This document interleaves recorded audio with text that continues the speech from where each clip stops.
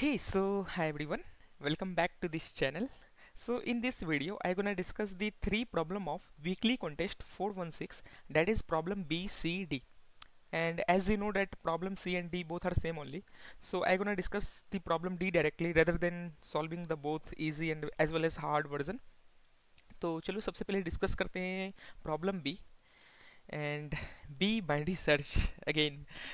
तो इस प्रॉब्लम में तुम्हें बोल रखा है कि there were a mountain with height x, okay, and there are n workers such that the work time of ith worker is given to you as this 211. ठीक है. तो इस प्रॉब्लम में ये बोल रखा है कि अगर ith वर्कर माउंटेन को x डिक्रीमेंट करता है, मीन्स डिक्रीज करता है, तो उसे टाइम लगता है work time of i into summation of all x. For example let me show it कि लेट सपोज अगर वर्कर का टाइम 2 है, किसी वर्कर का टाइम 2 है, late me write it here, किसी वर्कर का टाइम 2 है, W5 2 है, और अगर उसे 3 मीटर या फिर 3 यूनिट माउंटेन डिक्रीमेंट करना है, तो ओवरऑल टाइम इस वर्कर का लगेगा 2 into 1 plus 2 into 2 plus 2 into 3. तो इस चीज को अगर देखा जाए तो ये क्या हो रहा है, 2 इंटू 1 प्लस 2 प्लस 3. और इस चीज का फॉर्मूला क्या बनता है, 2 into 3 into 3 plus 1 that is 4 divide by 2, 6. तो मतलब अगर कोई भी वर्कर एक्स मीटर माउंटेन को डिक्रीमेंट करता है, तो उसका टाइम कितना लगेगा, जितना उसका given specific unit of time होगा multiply by x into x plus 1 divide by 2, ये उसका टाइम लगेगा. बोलो समझ में आता है. मीन्स ये ओवरऑल टाइम उस वर्कर को लगेगा अगर वो एक्स यूनिट माउंटेन को डिक्रीमेंट करता है. ठीक है. तो अब बोल रखा है कि इन दिस प्रॉब्लम कि you have to find the minimum number of seconds, means minimum number of time required for the worker to make the height of a mountain to zero. ठीक है. ये तुम्हारा था प्रॉब्लम स्टेटमेंट. तो अगर मैं test case देखूं तो यहाँ पे तुम्हारा माउंटेन का हाइट है 4 एंड हर एक स्पेसिफिक वर्कर का टाइम दिया हुआ है 211. तो अगर पहला वर्कर मीन्स ये जो 2 जिसका टाइम है, ये वर्कर अगर माउंटेन का हाइट एक यूनिट से घटाता है तो उसे कितना टाइम लगेगा, तो ऑब्वियसली 2 इंटू 1 2. ठीक है. और वही अगर सेकंड वर्कर अगर माउंटेन का हाइट 2 यूनिट से घटाता है तो उसे कितना टाइम लगेगा, तो ऑब्वियसली उसका जितना यूनिट टाइम दिया हुआ है 1 into 1 plus 1 into 2 that is 3. तो मतलब सेकंड वर्कर को 2 यूनिट घटाने में 3 सेकेंड लगा. सिमिलरली थर्ड वर्कर को कितना लग रहा है टाइम, तो थर्ड वर्कर को तुम्हें लग रहा है 1 यूनिट घटाने में total time 1 into 1 that is 1. तो अब यहाँ से देखो कि माउंटेन का हाइट था 4 और यहाँ पे तुमने पहला वर्कर उसे डिक्रीमेंट किया बाय 1, सेकंड वर्कर डिक्रीमेंट किया by 2 unit and third worker decrement किया by 1 unit. So 1 plus 2 plus 1 4, तो 4 यूनिट मतलब ये माउंटेन का हाइट डिक्रीमेंट हो गया. और टोटल टाइम कितना लगा, तो पहला वर्कर का टाइम लगा 2 सेकेंड, सेकंड वर्कर को 3 सेकेंड एंड थर्ड वर्कर को 1 सेकेंड. मतलब ये काम पैरेलली हो रहा है. तो तुम्हारा मिनिमम आंसर होगा 3, means maximum of out of all तुम्हारा मिनिमम आंसर होगा. तो ये था तुम्हारा problem statement. Now I gonna discuss कि तुम कैसे सोचोगे इस प्रॉब्लम को. So let me write it the test case here first कि तुम्हारा इस टेस्ट केस में माउंटेन का हाइट तुम्हें दिया हुआ था 4. Let me write it here, mountain height is 4 and each worker का स्पेसिफिक टाइम दिया हुआ था. फॉर एग्जाम्पल पहला वर्कर का 2 है, दूसरा का 1 और तीसरा का 1. ठीक है. अब मैं तुमसे एक बात पूछना चाह रहा हूँ कि इसके लिए आंसर कितना आया फॉर द गिवन प्रॉब्लम. तुम्हें मिनिमम टाइम कितना लगा, मिनिमम टाइम मुझे लगा 4. अब तुम एक्चुअली में इस प्रॉब्लम को कैसे सोचोगे ड्यूरिंग द कॉन्टेस्ट कि हम एक रेंज देखेंगे, मीन्स मोनोटोनिक फंक्शन देखेंगे कि क्या कोई मोनोटोनिसिटी मेंटेन होके चल रहा है कि नहीं चल रहा है. तो मतलब वो कैसे देखें, चलो बताते हैं कि अगर मान लो अगर हम इस टाइम को सेकंड के फॉर्म में रखें कि 1 second 2 second 3 second 4 second, sorry यहाँ पे मिनिमम टाइम था तुम्हारा 3, late me right here, sorry for that. तो हम बोले कि एक मोनोटोनिक फंक्शन हम देखेंगे कैसे कि अगर 1 सेकेंड है, फिर 2 सेकेंड है, 3 सेकेंड है, 4 सेकेंड है, 5 सेकेंड है, 6 सेकेंड है, 7 सेकेंड है, 8 सेकेंड है.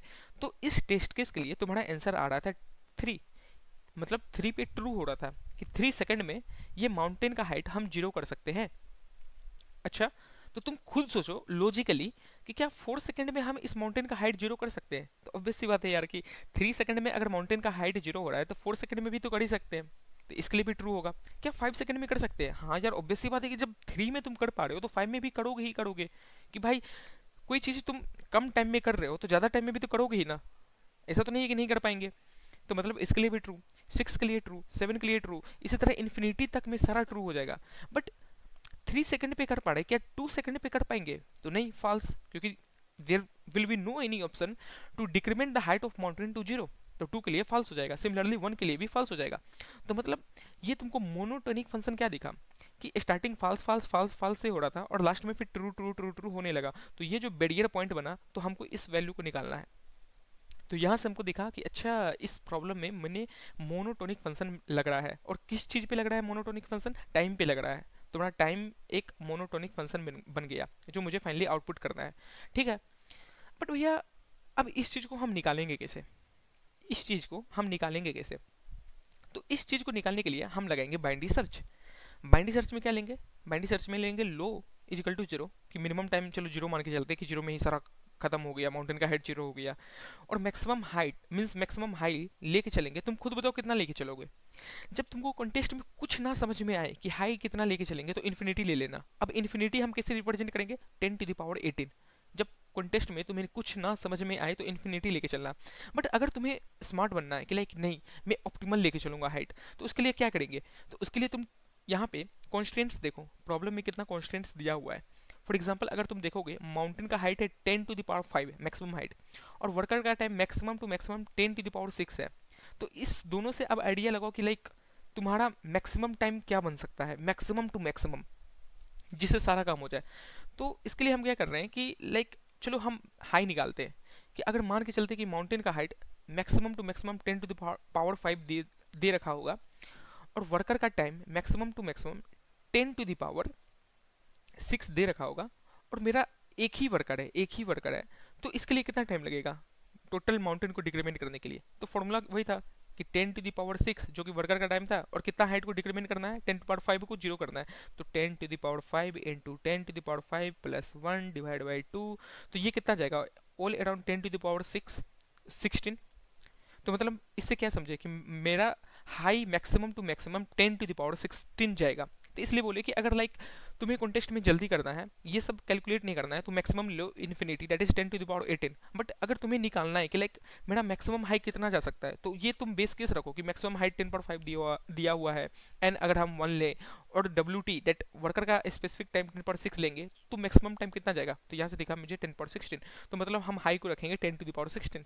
बट हम फिर से बोल रहे हैं कि तुम, ये तुम्हारे ऊपर है कि लाइक तुम मैक्सिमम हाइट कितना भी रख सकते हो, इन्फिनिटी भी रख लो, कोई दिक्कत नहीं है। क्योंकि मैं कॉन्टेस्ट के टाइम में इन्फिनिटी ही रखा था। बट अभी समझाने के लिए मैं बता दिया कि अगर तुम्हें स्मार्ट बनना है कि लाइक हाँ हम चाहते हैं कि मेरा हाई एकदम ऑप्टिमल रहे, तो हम उसको एज इट इज़ ऑप्टिमल रखेंगे, तो वो चीज़ इस तरह निकालेंगे। तो चलो हम हाई को लिए 10⁻16। ठीक है। अब हम मिड के लिए देखेंगे आंसर क्या होता है। अच्छा, तो मिड के लिए कैसे देखेंगे? मिड तुम्हारा क्या बनेगा? लो प्लस हाई डिवाइड बाई 2, ये तुम्हारा मिड बनेगा। तो मान के चलते हैं तुम्हारा मिड आया 3। हम बस बोले मान के चल रहे हैं। ठीक है। तो ये 3 क्या बता रहा है कि मैक्सिमम मैक्सिमम 3 सेकंड में, मैक्सिमम 3 सेकंड में क्या हम ये मैक्सिमम हाइट जो 4 है इसे हम जीरो बना सकते हैं? इस चीज़ को चेक करना है। तो इस चीज़ को आप कैसे चेक करेंगे? तुम खुद सोचो। तो इस चीज़ को चेक करने के लिए तुम्हें एक्चुअली में क्या करना पड़ेगा कि तुम्हारे एडे में क्या दिया हुआ है? 2 1 1। तो अब पता करना है कि अगर मेरा पहला वर्कर 3 सेकंड तक मीन्स मैक्सिमम 3 सेकंड तक काम करता है, तो ये कितना हाइट डिक्रीमेंट कर पाएगा, ये कितना हाइट डिक्रीमेंट कर पाएगा। सिमिलरली ये जो सेकंड वर्कर है, ये मैक्सिमम 3 सेकंड तक काम करता है, तो ये कितना हाइट डिक्रीमेंट कर पाएगा, ये कितना हाइट डिक्रीमेंट कर पाएगा। ये चीज़ अब हमको निकालना है। तो इस चीज़ के लिए हम क्या करें, ये तो हमको पता नहीं है। तो इस चीज़ को निकालने के लिए तुम क्वाड्रेटिक इक्वेशन पढ़े होगे during your preparation of JEE, कि अगर मेरे पास या कि तुम्हारे पास फॉर्मूला क्या बन रहा था कि वर्कर का जो स्पेसिफिक टाइम था, जैसे मान लो ये 2 वर्कर का स्पेसिफिक टाइम था, और वो डिक्रीमेंट करता है x, वो हाइट डिक्रीमेंट करता है x। तो उसका फॉर्मूला क्या बन रहा था? 2 into x plus 1 divide by 2। तो ये तुमको ओवरऑल टाइम दे रहा था, ये चीज़ तुम्हें ओवरऑल टाइम दे रहा था। तो हम यही फॉर्मूला लगाएंगे कि 2 into x plus one divide by two. यहाँ पे टू क्या है, ये टू क्या है, that is nothing but worker का टाइम, टी ऑफ आई। तो T of I into x plus one divide by two should be less than equal to, यहाँ पे जो मिड आया है 3। तो इसके लिए हम चलो निकालते हैं कि x का वैल्यू क्या होगा। तो यहाँ पे तुम्हारा टी ऑफ आई है 2, तो 2 into x plus one divide by two should be less than equal to 3। तो मतलब यहाँ से क्या देख रहे हो कि ये 2 और ये 2 कटेगा, तो X square plus X should be less than equal to 3। मतलब यहाँ से फॉर्मूला क्या बन रहा है कि तुम्हारा X square plus X minus 3 should be less than equal to 0। अब मुझे ये x निकालना है। तो इसका दो तरीका है, एक तो तुम्हें क्वाड्रेटिक इक्वेशन आता होगा, और दूसरा तरीका है कि इसमें फिर से बाइनरी सर्च लगा दो, इसमें फिर से तुम बाइनरी सर्च लगा दो और x का वैल्यू कैलकुलेट करो। तुम बोलेगा बाइनरी सर्च भैया, इसमें आप कैसे बाइनरी सर्च लगेगा यार, x के लिए तुम देख रहे हो कि मोनोटोनिक फंक्शन बन रहा है कि अगर x 0 होता है तो क्या ये कंडीशन सेटिस्फाई कर रहा है, हाँ यार, क्योंकि 0 plus 0 minus 3 should be less than equal to 0 satisfy कर रहा है। अगर x 1 है तो इस चीज के लिए कंडीशन सेटिस्फाई कर रहा है, हाँ यार, इसमें भी कर रहा है कि 1 plus 1 minus 3 should be less than equal to 0। x equal to 2 के लिए सेटिस्फाई कर रहा है, हाँ यार, इसके लिए भी कर रहा है कि 2 प्लस 2 4 प्लस 2 माइनस 3, ओके, इसके लिए नहीं कर रहा है, सॉरी। तो यहाँ पे हमको दिखा कि अच्छा मेरा मैक्सिमम टू मैक्सिमम x 1 जाएगा, यहाँ से दिखा मेरा मैक्सिमम टू मैक्सिमम x 1 जाएगा। तो इस चीज़ को तुम बाइनरी सर्च लगा के भी चेक कर सकते हो, लेकिन अगर तुम्हें और स्मार्ट तरीका से इस चीज़ को निकालना है x का वैल्यू, तो तुम इसमें लगा दो क्वाड्रेटिक इक्वेशन का फॉर्मूला। कि अगर तुम्हें ये क्वाड्रेटिक इक्वेशन दिया हुआ है तो x का क्या वैल्यू आ सकता है, तो x का वैल्यू होता है थोड़ा x equal to minus B plus minus under root you B square minus 4ac divide by 2। ये तुम्हारा x का फॉर्मूला। तो यहाँ पे b क्या होगा, ए बी सी क्या है, a है तुम्हारा एक्स स्क्वायर का कोफिशिएंट, b है तुम्हारा x का कोफिशिएंट, और c है तुम्हारा ये टोटल जो कांस्टेंट वैल्यू है वो ऐसे। तो इसमें चलो हम लगाते हैं कि what will be the value of x। तो यहाँ पे अगर हम x लिखें तो x है थोड़ा -1 plus minus under root B square where 1 b square is 1 minus 4 into a c, a है तुम्हारा 1 इंटू सी हो जाएगा -3, तो 4 इंटू -3 डिवाइड बाई 2। तो तुम्हारा ये वैल्यू क्या आएगा, x is equal to -1 plus minus under root 13 divide by 2। तो मतलब अंडर रूट 13 का क्या आता है वैल्यू, तो अंडर रूट 13 का आता है तुम्हारा 3, तो 3 माइनस 1 डिवाइड बाई 2, तो मतलब 2 डिवाइड बाई 2 1। देखो तुम्हें इस फॉर्मूला से x का वैल्यू मिला 1, और जब हम बाइनरी सर्च लगा रहे थे वहां भी वैल्यू मिला 1। तो मतलब इससे क्या समझ में आया, इससे मुझे यही समझ में आया कि अगर 3 सेकेंड तक वर्कर 1 काम करेगा तो वो मैक्सिमम कितना हाइट तक डिक्रीमेंट कर सकता है माउंटेन को, तो वो मैक्सिमम हाइट तुम्हारा 1 तक डिक्रीमेंट कर सकता है माउंटेन को। तो इसका पता चला कि ये मैक्सिमम हाइट 1 डिक्रीमेंट करेगा। सिमिलरली जब तुम ये सेम फॉर्मूला इसके लिए लगाओगे, डेट इज सेकेंड वर्कर के लिए, तो ये इसका आएगा मैक्सिमम 2। सिमिलरली जब इसके लिए निकालोगे तो इसका भी आएगा मैक्सिमम 2। कैसे, चलो इसके लिए भी निकाल के दिखाई दे देते तुम्हें कि 1 into x plus 1 divide by 2 should be less than equal to 3। तो मतलब यहाँ क्या दिखा है, X square plus X minus 6 should be less than equal to 0। तो x का वैल्यू क्या आएगा तुम्हें, -1 plus minus under root B square जो कि 1 है माइनस 4ac, तो माइनस 4ac मैंने प्लस 24 डिवाइड बाई 2। अब तुम्हें दिख रहा है कि ये under root 25 minus 1 divide by 2, तो 5 का स्क्वायर क्या, 5 किसका स्क्वायर है, सॉरी 25 किसका स्क्वायर है 5 का, तो 5 माइनस 1 डिवाइड बाई 2, और 5 माइनस 1 करेंगे तो 4 डिवाइड बाई 2, या 4 डिवाइड बाई 2 जो कि 2 आता है। तो मतलब देखा कि हमें कि वर्कर 2 और वर्कर 3 अगर काम करता है 3 सेकंड तक, तो वो मैक्सिमम 3 लेंथ का माउंटेन डिक्रीमेंट कर सकता है।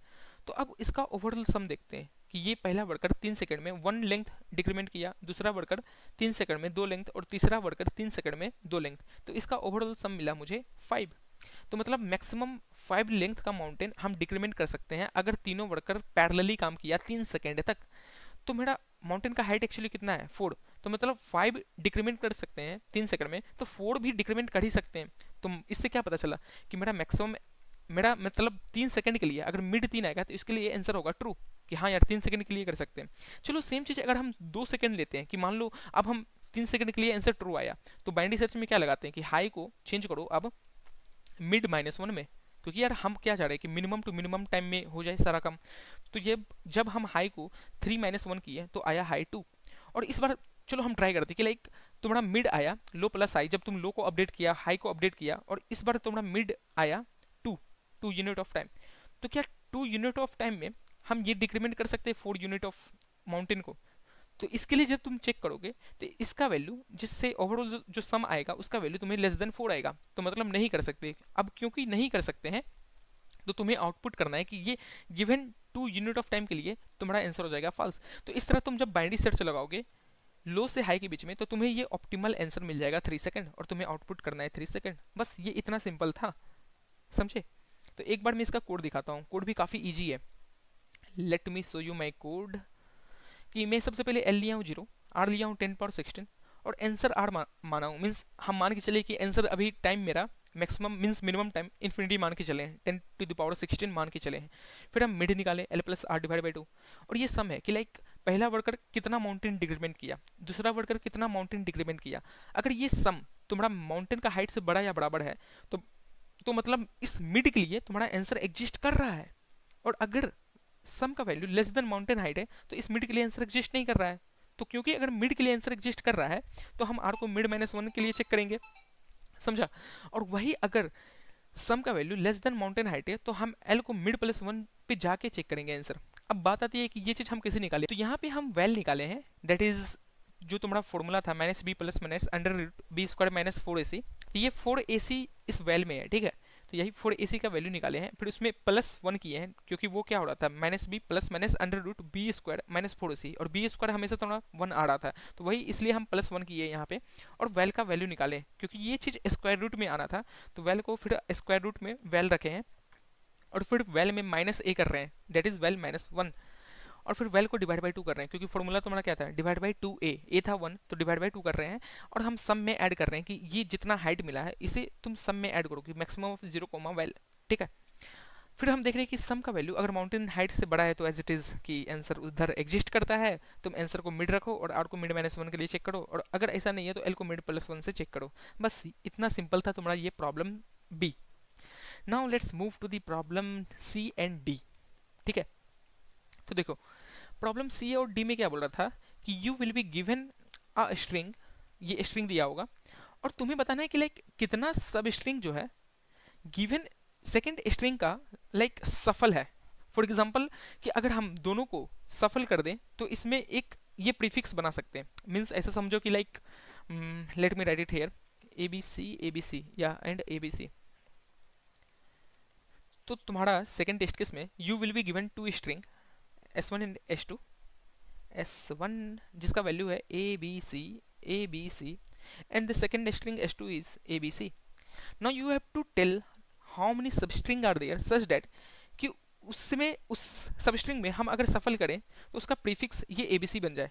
तो इसको अगर सिंपल भाषा में बोला जाए तो उस सबस्ट्रिंग में तुमको पता करना है कि सारा का सारा फ्रीक्वेंसी गिवन सेकंड सबस्ट्रिंग का फ्रीक्वेंसी से ज़्यादा है या नहीं है। बस ये प्रॉब्लम स्टेटमेंट था, वो सब भूल जाओ तुम कि लाइक प्रीफिक्स बनाना है, सफल करके बनाना है, वो सब भूल जाओ। फॉर एग्जांपल अगर मैं ये सबस्ट्रिंग लेता हूँ तुम्हें BCAB, तो इसमें देखो B का काउंट कितना है 2, A का काउंट कितना है 1, C का काउंट कितना है 1, और सेकंड स्ट्रिंग में A का काउंट कितना है 1, B का काउंट कितना है 1, C का काउंट कितना है 1। बस ये प्रॉब्लम में ये बोल रखा है कि जो तुम्हारा यहाँ काउंट आया, जो गिवन सबस्ट्रिंग के लिए काउंट आया, ये हमेशा बड़ा या बराबर होना चाहिए तुम्हारा टारगेट स्ट्रिंग से, जो तुम्हारा S2 है उसके काउंट स्पेसिफिक कैरेक्टर के काउंट से हमेशा बड़ा होना चाहिए। तो यहाँ B का काउंट देखो तुम्हारा है 2 एंड 2 बड़ा है 1 से। Similarly 1 is greater than equal to 1, C is greater than equal to 1, means count of C that is 1 is greater than equal to 1।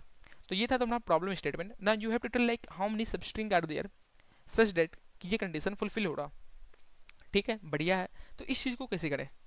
तो हम हमेशा बताएं कि जब भी सब स्ट्रिंग का प्रॉब्लम हो, जब भी काउंट बोले तुम्हें सब स्ट्रिंग का, तो तुम लाइक अगर सब स्ट्रिंग I से स्टार्ट होकर J तक जा रहा है तो तुम J को फिक्स करो। मतलब ये बोल रहे हैं कि लाइक यहाँ पे S1 क्या है तुम्हारा ABC, इसको हम इंडेक्सिंग कर देते हैं 0 1 2 3 4 5। तो हम मान के चलते हैं कि लाइक ये कि अगर मेरा कोई सा भी सब स्ट्रिंग है जो I से स्टार्ट होकर J तक जा रहा है, इस बात को ध्यान से सुनो कि कोई सा भी सब स्ट्रिंग है I से लेकर J तक जा रहा है, तो तुम J को फिक्स करो और देखो कि वो पीछे I कितना तक एक्सटेंड हो रहा है। फॉर एग्जांपल अगर हम J4 मान के फिक्स करते हैं, J4 मान के फिक्स करते हैं, तो इसका मिनिमम I क्या होगा? अगर J हम 4 मान के फिक्स किए तो इसका मिनिमम I क्या होगा सच दैट कि वो सब स्ट्रिंग S2 में आ रहा हो। अब H2 में आ रहा हो कोई, मतलब उसका सारा character should be greater than the character of H2। तो हम पीछे गए कि पहले यहाँ एक था, फिर देखें ये तो नहीं बन रहा है, फिर ए बी को देखें ये भी नहीं बन रहा है, फिर हम ए बी सी को देखें तो अच्छा ये बन रहा है। अब तुम खुद बोलो, ये अगर स्ट्रिंग बन रहा है तो इसके पीछे क्या चेक करने की जरूरत है तुम्हें? नहीं। तब तो हमको पता चल गया कि एक ये स्ट्रिंग होगा, एक दूसरा स्ट्रिंग ये होगा, और दूसरा तीसरा सब स्ट्रिंग ये होगा। तो मतलब अगर हम जे एज ए एंडिंग पॉइंट रहे तो मेरा 3 सब स्ट्रिंग बनेगा। कैसे कैसे बना 3 सब स्ट्रिंग? क्योंकि हम सबसे पहले मिनिमम आई ढूंढे कि मिनिमम आई कहाँ पे एंड हो रहा है, सच दैट कि वो कंडीशन फुलफिल हो रहा है, वो सब स्ट्रिंग H2 का पार्ट है।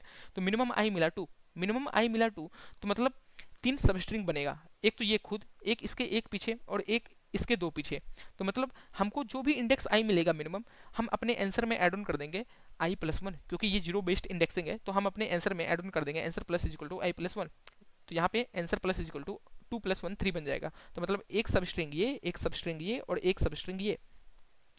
बट अब बात आती है कि भैया हम इस चीज को करेंगे कैसे? तो एक तरीका है कि लाइक तुम ब्रूट फोर्स करो। कैसे? कि हम गिवन आई जे पकड़ेंगे हर बार, कि यहाँ से हम अगर मान के चलते हैं कि ये 1 को जे पकड़े, 2 को जे पकड़े, 3 को जे पकड़े, 4 को जे पकड़े, तो हम हर बार जे पकड़ेंगे, फिक्स करेंगे। तो फॉर एग्जाम्पल मान लो हम 4 फिक्स किए, तो एक हम फ्रीक्वेंसी वेक्टर बनाएंगे। Frequency vector, frequency of 1 vector, S1 का जो वेक्टर रखे, S1 स्ट्रिंग का हर एक कैरेक्टर का काउंट रखेगा। तो हम देखेंगे सबसे पहले बी आया, तो इस फ्रीक्वेंसी 1 वेक्टर में बी को इंक्रीमेंट करेंगे। फिर ए आया, फिर ए को इंक्रीमेंट करेंगे। फिर सी आया, सी को इंक्रीमेंट करेंगे। और जब जब इंक्रीमेंट करेंगे, फॉर एग्जांपल बी को जब इंक्रीमेंट करेंगे, तो देखेंगे कि सारा कैरेक्टर, सारा 26 कैरेक्टर बड़ा है कि नहीं है S2 से। तो S2 का पहले से हम बना के रखेंगे, S2 का वेक्टर हम पहले से बना के रखेंगे। कहाँ पे रखेंगे S2 का वेक्टर बना के पहले से? तो S2 का वेक्टर पहले से हम बना के रखेंगे एक फ्रीक्वेंसी 2 वाली वेक्टर में। तो late me write it here कि S2 का, या तो हम H2 का फ्रीक्वेंसी 2 वाले वेक्टर में, फ्रीक्वेंसी 2 वाले वेक्टर में बना के रखें कि A का काउंट पहले से 1 होगा, B का काउंट पहले से 1 होगा, और C का काउंट पहले से 1 होगा। इसके लिए तुम अनऑर्डर्ड मैप भी यूज कर सकते हो, बट हम हमेशा तुम्हें बोलेंगे कि तुम एक 26 लेंथ का फ्रीक्वेंसी वेक्टर बना लो, जिसमें तुम्हारा जीरो इंडेक्स बताएगा कि कैरेक्टर ए कितना प्रेजेंट है, जिसमें इंडेक्स 1 बताएगा कि कैरेक्टर बी कितना प्रेजेंट है, जिसमें इंडेक्स 2 बताएगा कि कैरेक्टर सी कितना प्रेजेंट है। तो इसलिए तुम फ्रीक्वेंसी 2 वेक्टर बनाओ जिसका साइज होगा 26, और हमेशा हम बोलेंगे कि जब भी तुम्हें रेंज ऑफ एलिमेंट n से छोटा या बराबर है, तो वहां पे तुम वेक्टर चूज करना रेदर देन यूजिंग मैप और अनऑर्डर्ड मैप। ठीक है? क्योंकि जो चीज़ तुम्हारा इजिली हो रहा है उससे तुम मैप में तुम यूज करोगे, अगर मैप तुम यूज किया तो उसमें क्या होगा, लोग n तुम्हें टाइम लगेगा फेच करने में। अच्छा, अनऑर्डर्ड मैप यूज किए तो हाँ ठीक है, अनऑर्डर्ड मैप यूज कर सकता है, बट समटाइम क्या होता है कि कोड फोर्सेस में अगर तुम अनऑर्डर्ड मैप यूज करोगे तो वहाँ पे कोलिजन हो जाएगा और तुम्हारा सोल्यूशन रोंग आ जाएगा। तो इसलिए हम बोले कि जब भी रेंज तुम्हारा less than equal to n हो, तो तुम ट्राई करो वेक्टर यूज करो और उसको मैप की तरह ट्रीट करो। ठीक है? तो यहाँ पे हम फ्रीक्वेंसी 2 का वेक्टर बनाए जिसका साइज 26 है, और उसमें तुम्हारा कैरेक्टर ए का काउंट रहेगा, कैरेक्टर बी का काउंट रहेगा, कैरेक्टर सी का काउंट रहेगा। ठीक है? अब हम क्या करेंगे कि जे फिक्स करेंगे और पीछे की ओर जाएंगे कि पहले बी को इंक्रीमेंट करेंगे अपने फ्रीक्वेंसी 1 वाली वेक्टर में, और बी को इंक्रीमेंट कर देंगे। फिर देखेंगे कि सारा कैरेक्टर बी का काउंट, ए का काउंट, सी का काउंट शुड बी ग्रेटर है यहाँ फ्रीक्वेंसी 1 में, तो नहीं है, क्योंकि बी का काउंट भले ही बराबर है या बड़ा है, बट ए का काउंट अभी स्टिल 0 है, यहाँ पे सी का काउंट स्टिल 0 है। तो मतलब सारा कैरेक्टर का काउंट बड़ा नहीं है। तो मतलब ये तरीका से हम और पीछे जाएंगे, मीन्स ये जो तुम्हारा अप्रोच है बी, जो हम एक कैरेक्टर लिए और पीछे गए और ए को भी इंक्रीमेंट किए, तो ए भी इंक्रीमेंट होके बन जाएगा 1। फिर अभी भी कंडीशन फुलफिल नहीं कर रहा है, फिर हम और पीछे गए और सी को इंक्रीमेंट किया, फिर सी हो जाएगा 1। अब देखो सारा कैरेक्टर तुम्हारा greater than equal to frequency 2 वाला कैरेक्टर में है। तो क्योंकि अब ये तुम्हारा मिनिमम इंडेक्स आई आया, तो अपने फाइनल आंसर जो तुम्हारा ग्लोबल आंसर होगा उसमें हम ऐड ऑन करेंगे प्लस इक्वल टू i+1। ये आई क्या है? तुम्हारा वो स्पेसिफिक इंडेक्स जो तुम्हारा मिनिमम इंडेक्स मिला जहाँ पे सारा कैरेक्टर मैच करने लगा। ठीक है? तो यहाँ तक तो ठीक था, बट ये सोल्यूशन तुम्हें टीएलई देगा। क्यों टीएलई देगा? क्योंकि यार तुम हर एक जे को फिक्स करके ये चीज़ चेक नहीं कर सकते हो, हर बार पीछे नहीं जा सकते हो। तो अब तुमको ये चीज़ स्मार्ट वे में करना पड़ेगा। अच्छा भैया, स्मार्ट वे ये नहीं समझ में आ रहा है। स्मार्ट वे मतलब कि तुम यहाँ पे स्लाइडिंग विंडो लगाओ, स्लाइडिंग विंडो टेक्निक लगाओ, और लिटरली मानो ये एक फेमस प्रॉब्लम बनता है तुम्हें काफ़ी अच्छी कंपनी के लिए, क्योंकि जैसे अमेजोन हुआ, गूगल हुआ, उन सब का ये फेवरेट टॉपिक है स्लाइडिंग विंडो। भले ग्राफ है, डीपी है, बट अगर वो एडी से पूछता है तुम्हें या स्ट्रिंग का कोई भी प्रॉब्लम पूछता है तो वो एक स्लाइडिंग विंडो जरूर पूछेगा। तो यहाँ पे हमको दिखा कि हम स्लाइडिंग विंडो टेक्निक लगाएंगे। और मैं ये चीज़ इसलिए बोल रहा हूँ क्योंकि एक मेरा फ्रेंड अभी दिया था तुम्हारा इंटरव्यू, गूगल में, उसे स्लाइडिंग विंडो टेक्निक का प्रॉब्लम ही पूछा था, and it was like little different from this but same problem है।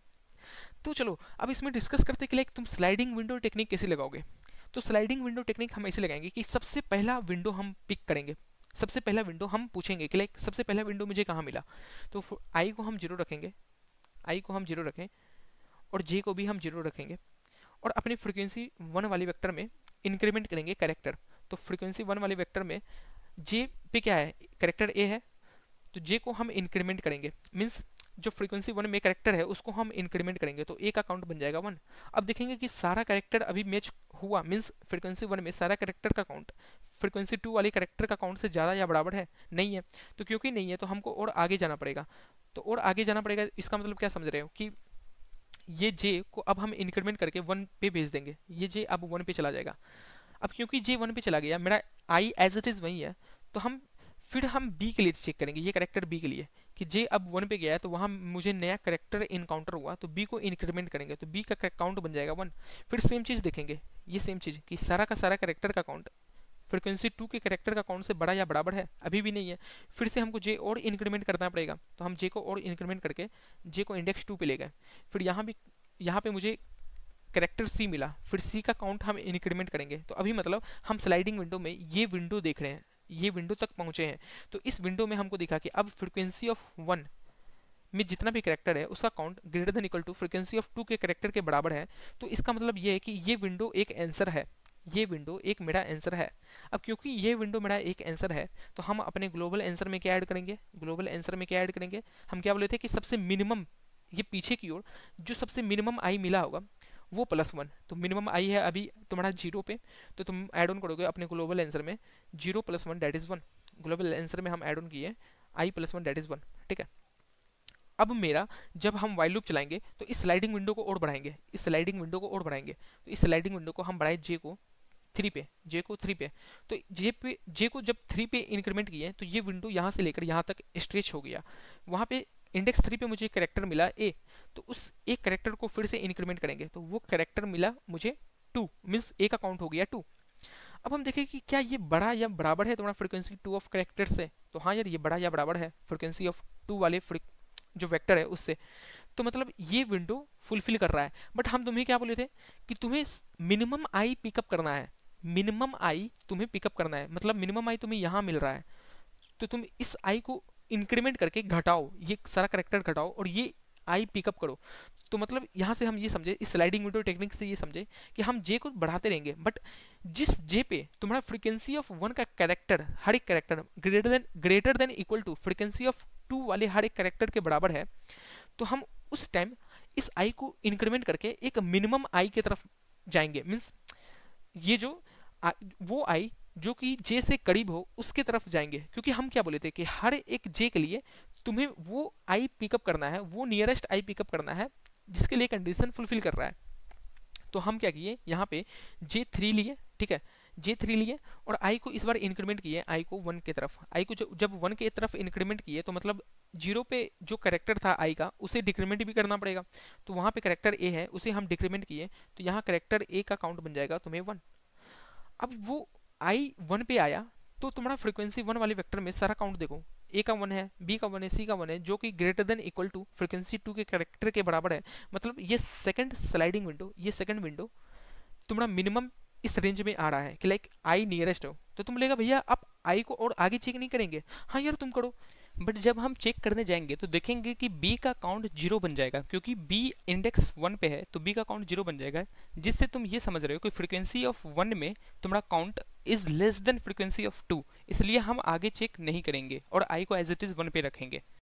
तो मतलब हम आई को यहाँ फर्दर नहीं बढ़ा के आई को एज इट इज रखेंगे, आई को एज इट इज रखें आई इक्वल टू वन, और यहाँ जे थ्री पे है। तो इसके लिए तुम आंसर क्या ऐड ऑन करोगे फर्दर अपने ग्लोबल आंसर में। तो इसके लिए हम आंसर ऐड किए I plus one, I to था तो मतलब एक विंडो ये बन रहा होगा, एक विंडो ये बन रहा होगा, तो इसके लिए हम अपने आंसर में ऐड किए I plus one that is one plus one two, ठीक है। अब फिर से अब मेरा अभी करंट विंडो कहाँ पे है, मेरा करंट विंडो अभी यहाँ पे है, ये जो रेंज है ये वाले रेंज में ये करंट विंडो है। अब हम फिर से जे को इंक्रीमेंट किए तो जे मेरा इंक्रीमेंट होकर यहाँ चला गया। अब वहाँ पे कौन सा करेक्टर मिला, बी मिला, तो हम बी को अपने आंसर में ऐड ऑन किया तो बी का काउंट अब बन जाएगा टू। यहाँ पे एड ऑन करके। फिर हम देखें कि क्या ये कंडीशन फुलफिल कर रहा है, तो ये देखें कि हर एक कैरेक्टर का value greater than equal to frequency 2 वाले कैरेक्टर से बड़ा या बराबर है। तो मतलब अब हमको आई को घटाना पड़ेगा। अगर मान लो ये कंडीशन फुलफिल नहीं करता तो हम आई को नहीं घटाते, जे को ही बढ़ाते रहते हैं। यही है थोड़ा स्लाइडिंग विंडो टेक्निक। तो हम यहाँ पे देखें कि हाँ ग्रेटर देन इक्वल टू है तो हम आई को बढ़ाएंगे, तो आई को हम इंक्रीमेंट करके आई को कर दिए इस बार 2, तो आई को 2 किए तो मतलब आई इक्वल टू 1 पे जो करेक्टर बी था उसे तो डिक्रीमेंट करना पड़ेगा, तो आई को हम करेक्टर बी को डिक्रीमेंट किए 2 से 1 में। अब हम देखें कि सारा करेक्टर 1 1 1 है, जो कि greater than equal to frequency of 2 वाले जितना भी करेक्टर है उससे बड़ा या बराबर है। तो मतलब इसका sliding window, minimum sliding window ये तो बन रहा है, डेट इज 2 3 4 इंडेक्स पे जो भी है ये बन रहा है। अब हम आई को और बढ़ाएंगे, बट जैसे ही बढ़ाएंगे तो वहां पे सी को जब डिक्रीमेंट करेंगे तो सी का काउंट हो जाएगा 0। तो हम यहाँ से पता चला कि आई को फर्दर बढ़ा नहीं सकते। तो मतलब जो जे मीन्स इंडेक्स 4 पे एंड होने वाला जो विंडो है उसका मैक्सिमम जे नियरेस्ट आई, उसका नियरेस्ट आई तुम्हारा बन रहा है 2, ये नियरेस्ट आई तुम्हारा बन रहा है 2। तो हम आंसर में, ग्लोबल आंसर में फर्दर ऐड करेंगे 2 + 1 दैट इज 3, यहाँ पे ऐड होगा 3। सिमिलरली तुम यहाँ से फिर से जे बढ़ाओगे तो जे यहाँ 5th इंडेक्स पे पहुंचेगा, तो तुम्हारा आई इसके लिए ऑप्टिमली 3 इंडेक्स पे पहुंचेगा, तो ऐड ऑन करेंगे अपने आंसर में, आंसर प्लस इक्वल टू 4। तो तुम्हारा आंसर कितना हो जाएगा ओवरऑल, क्योंकि अब तो जे आगे नहीं बढ़ सकता है तो तुम वाइल लूप से बाहर आ जाओगे, तो तुम्हारा ओवरऑल आंसर में ऐड होगा 4 + 3 + 2 + 1 दैट इज 10। ये तुम्हारा 10 आंसर होगा। ये इतना सिंपल था। बोलो समझ में आता है या नहीं आता है? तो इससे क्या समझे कि जब भी लाइक मुझे इस टाइप का प्रॉब्लम लेके you have to count number of subarray, तो वहां पे तुम एक नज़र देना स्लाइडिंग विंडो पे। और स्लाइडिंग विंडो पे पहले मत देना, पहले देना कि लाइक हम अगर जे फिक्स करते हैं तो आंसर कैसे आ रहा है, तो उसके लिए हम लाइक नियरेस्ट आई ढूंढ रहे हैं, और नियरेस्ट आई से कितना आंसर कंट्रीब्यूट हो रहा है, आई + 1 आंसर कंट्रीब्यूट हो रहा है। तो वहां से तुम अब आइडिया लगाना कि हम जे फिक्स कर रहे हैं तो हमको आंसर में आई + 1 आंसर में कंट्रीब्यूट हो रहा है, तो हम उसके लिए अब स्लाइडिंग विंडो टेक्निक लगा सकते हैं। तो एक बार मैं इसका कोड दिखाता हूँ, कोड से काफ़ी ज़्यादा समझ में आएगा तुम्हें। तो ये रहा मेरा कोड कि लाइक हम सबसे पहले एक वेक्टर, एक वेरिएबल लिए आंसर जो कि लॉन्ग लॉन्ग है, फिर 2 है साइज n एंड m जो कि तुम्हारा वर्ड 1 का साइज रख रहा है, वर्ड 2 का साइज रख रहा है। ये तुम्हारा फ्रीक्वेंसी वेक्टर है, फ्रीक्वेंसी 1 एंड फ्रीक्वेंसी 2। फ्रीक्वेंसी 2 क्या बताएगा कि तुम्हारा जो टारगेट स्ट्रिंग है उसमें हर एक कैरेक्टर का काउंट कितना है, जो हम कंपेयर करेंगे हर बार। और फ्रीक्वेंसी 1 वेक्टर क्या है, ये तुम्हारा जो स्लाइडिंग विंडो बन रहा है उसमें कितना कैरेक्टर है। ठीक है, अब हम स्लाइडिंग विंडो टेक्निक लगा रहे हैं कि आई, ये जो तुम्हारा एल है वो आई है और ये आर है वो जे है। ठीक है, तो हम वाइल लूप लगाएंगे while L is less than equal to R and L is less than N and R is less than N. फिर इसके लिए क्या कंडीशन फुलफिल करेंगे कि जो तुम्हारा rth इंडेक्स पे जो भी कैरेक्टर है उसे फ्रीक्वेंसी 1 वाले वेक्टर या फ्रीक्वेंसी 1 वाले जो भी कह लो एरे में तुम ऐड ऑन करो उस कैरेक्टर को। ठीक है, अब ये मैं एक फ्लैग वेरिएबल बनाया हूँ, ये बता रहा है कि अभी गिवन विंडो में सारा character of frequency 1 greater than equal to सारा कैरेक्टर ऑफ फ्रीक्वेंसी 2 है या नहीं है। तो ये फ्लैग यही बता रहा है, तो फ्लैग को अभी ट्रू रखें कि मान के चलते हैं। फिर हम 26 साइज तक इटरेट किए हैं ये चेक करने के लिए कि फ्रीक्वेंसी 1 में सारा कैरेक्टर फ्रीक्वेंसी 2 वाले कैरेक्टर से बड़ा या बराबर है या नहीं है। अगर जैसे ही छोटा मिलता है तो हम फ्लैग को 0 करके ब्रेक कर जाएंगे, क्योंकि ये बता रहा है कि नहीं है, गिवन विंडो का साइज में सारा कैरेक्टर तुम्हारे फ्रीक्वेंसी 2 ऑफ कैरेक्टर से बड़ा नहीं है, इसलिए फ्लैग 0 हो जाएगा। अगर फ्लैग 1 है तो इसका मतलब गिवन विंडो का साइज में सारा कैरेक्टर तुम्हारा फ्रीक्वेंसी ऑफ 2 वाले कैरेक्टर से बड़ा या बराबर है, तो फ्लैग 1 में आएंगे और देखेंगे कि अगर अच्छा वो कंडीशन फुलफिल हो रहा है तो हम एल को ट्राई करेंगे ऑप्टिमली आगे बढ़ाने का, कि मैक्सिमम टू मैक्सिमम एल कितना आगे जा सकता है। तो उसके लिए फिर से हम वही चीज़ लगाएंगे कि while L is less than equal to R, तो frequency of word of L, word 1 of L को माइनस करो और फिर से वही चीज़ चेक करो कि अब गिवन कैरेक्टर के लिए बस चेक करेंगे। ऐसा नहीं है कि अब 26 साइज में फिर से जाके चेक करेंगे, अब गिवन कैरेक्टर के लिए चेक करेंगे कि तुमको हम जब घटाएं तो तुम कुछ ज़्यादा ही नहीं घट गए फ्रीक्वेंसी ऑफ 2 वाले कैरेक्टर से।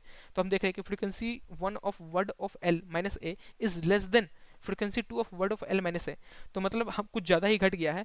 तो तुम यहाँ से फिर उस कैरेक्टर को फिर से बढ़ा के ब्रेक कर जाओ, क्योंकि उस एल तक तुम नहीं आगे जा सकते हो। तो बस यही सिंपल लॉजिक था।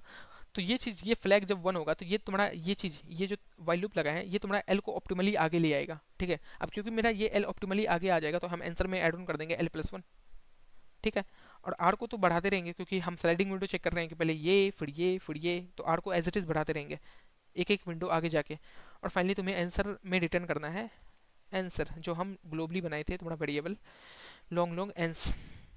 सो this was the logic behind this problem. I hope तुम्हें समझ में आया होगा। अभी भी कुछ भी डाउट है then you can ask in a comment section, I will surely reply you and I will provide this solution in a description so that you can access it.